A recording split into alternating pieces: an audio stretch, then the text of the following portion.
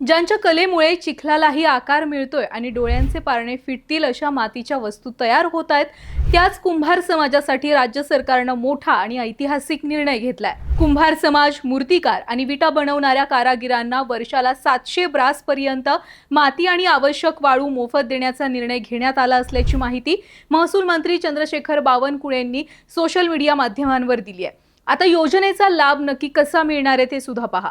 महसूल विभागाकडून राज्यातील कुंभार कुटुंबांची नोंदणी केली जाणार असून संबंधित कुटुंबांना ओळखपत्र दिलं जाणार आहे। या ओळखपत्राच्या आधारे वर्षभरात गरजेनुसार पाझर तलाव, जलसंधारण तलाव आणि अन्य ठिकाणांवरील उपयुक्त मातीचा पुरवठा हा केला जाणार आहे। तसेच माती उत्खननासाठी स्वतंत्र क्लस्टर निश्चित करण्याची तरतूद सुद्धा शासन निर्णयामध्ये करण्यात आली आहे। त्यामुळे मूर्तिकार, मडकी बनवणारे कारागीर आणि कुंभार समाजातील हजारो कुटुंबांना थेट फायदा होणार आहे। कुंभार समाजाने आपल्या कलेच्या माध्यमातून महाराष्ट्राची सांस्कृतिक परंपरा आजवर जपली आहे, जोपासली आहे आणि त्याचाच मान ठेवण्यासाठी शासनाने हा मोठा निर्णय घेतलाय।